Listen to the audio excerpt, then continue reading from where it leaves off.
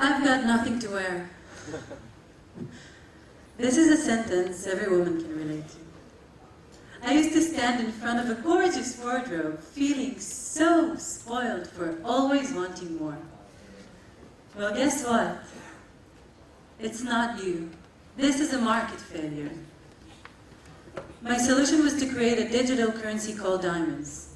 The diamonds enable you to trade fashion items with any woman in the city around you. Imagine being able to enter any woman's closet and actually get her stuff. Being able to reset your style on a daily basis if you want to. In Trench, it's not about selling and buying, it's about updating your style continuously. It's about taking these huge amounts of unworn items in any woman's closet and transforming them not only into valuable resources, but to pure liquid assets. So their value remains the same, and there is no value lost. Other things we've learned. We've learned Trench plays an important role in reinventing your personal style.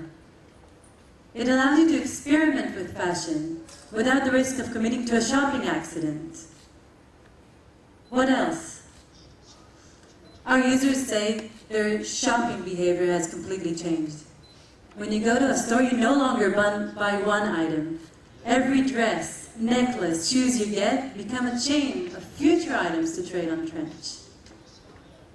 And now for the part I really truly believe no startup can grow without, and it's community.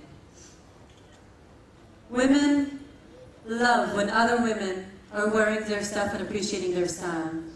The pictures you can see here are our users, our pilot users, wearing stuff they bought on Trench, and of course they uploaded it by themselves to the platform. They're making real friends, not just virtual ones.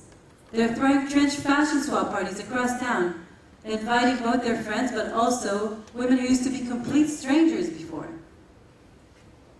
They're contributing to Trench's growth directly, even without our intervention. So who is Trench? Our Tel Aviv community grew stronger than we ever imagined. You can see the excitement of our users shown by various statistics. One of them is the 30 minutes they each spent on the platform on a daily basis. We have built a product based on this pilot. We're preparing to launch it in the States within 3 weeks. We're now raising money in order to penetrate the States, to take it city by city until we're ready to expand globally. An A team of 4 in technology, community, design, and economics is working to expand our offering.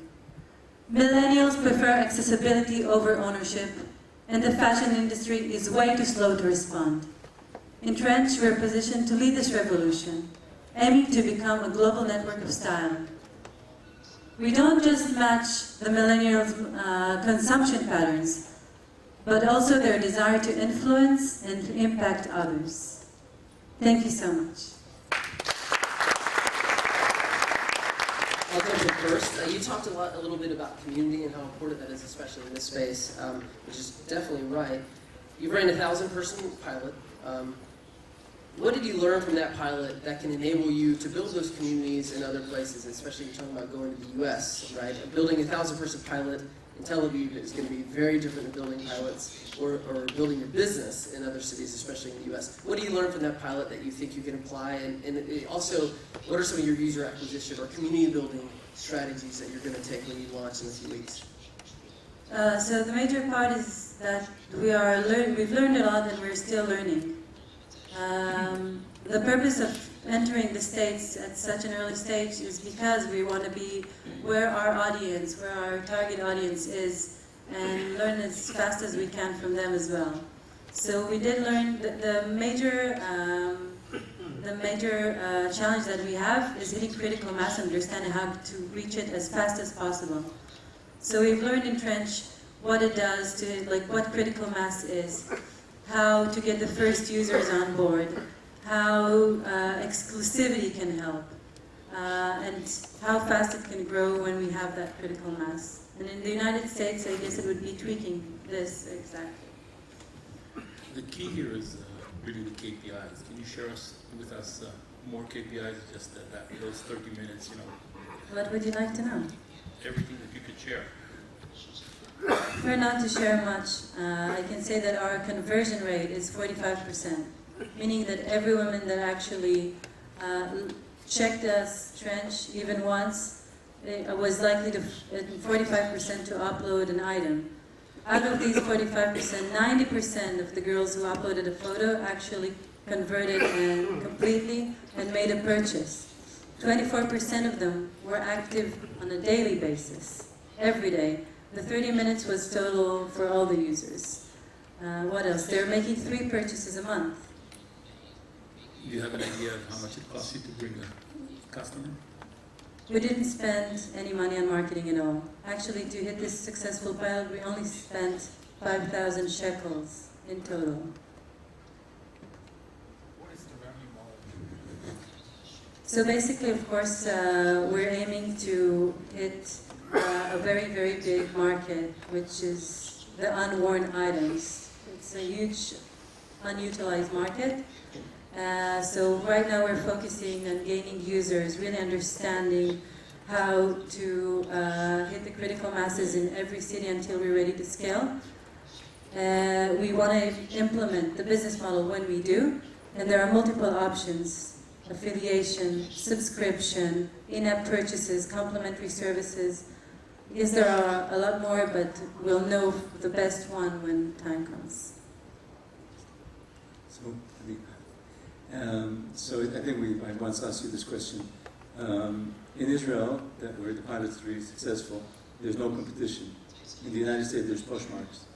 And they're already at, from what I know, more than $200 million revenues a year and growing very fast. And they're actually been playing the same playbook that you were playing with the parties, with the communities, etc.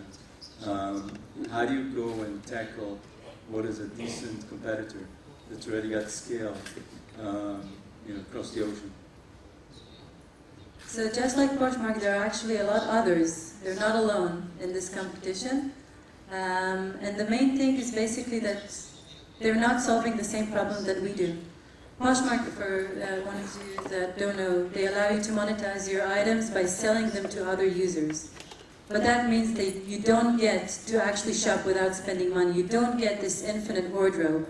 And the value of every item you sell is being decreased by a lot. That means also that right now, if you'll check to see what's selling on Poshmark, you'll only see pretty high-end brands because they need to be worth for selling, because you get 50% off the price because it's secondhand, another 60 to 80 for a commission. And we're basically enabling every single item to get to a point where I can buy something, take a selfie with it, put it back on the market and not lose a dime. And that means you can see everything from it, from H&M, but also Prada, of course. How many of your customers or users are returning and doing another purchase, or within a month or within 3 months? And how many times they're doing it? I'm not sure I'm able to answer it accurately, and I don't want to be misleading. They are making 3 purchases a month. If they're uploading a picture, they're likely to sell in 90%. And a lot of them are really heavy users because it's very easy, like even if you get something that doesn't fit, even to resell it than to return it sometimes. It's becoming, usually I can tell you the behavior. Usually a girl would join, she'll put in stuff that she's sure that she doesn't want anymore. And then after she sees that it works and she sees she's getting incredible stuff, then suddenly you see her uploading many, many other things. We got time for one more question. Couple quick questions. When did you guys start? Kind of what's your history? And what's your background with the team? Okay, let me start with the background of my team. We have Leo, our CTO. He used to be CTO for Chosen. He was with them as 3rd employee till they grew to 30. Now they're being in the States with Ellen DeGeneres as a partner. We have Maria Green. She used to work at Blonde. She's our community manager. She's been with us from almost the very beginning. She actually used to be a user before. And we have Omri, our designer. He's also an award-winning designer, winning the Apple Awards. And my background is economics. I used to work at the Central Bank of Israel, dealing with currencies and how to best manage them. And I used to do management consultants as well. I started by myself. The idea came to my mind about 2 years ago. I was from complete different fields. I just started with really thinking about the fact that I want to be able to get stuff without spending money. And it was clear that there is no solution for it today. And I think the first few months, it was just basically me thinking, trying to figure out how to solve it. Then I just got started trying to put a very MVP. It was really a few platforms connected together to see if it works. And just step by step, growing until now. All right, thank you, Trench.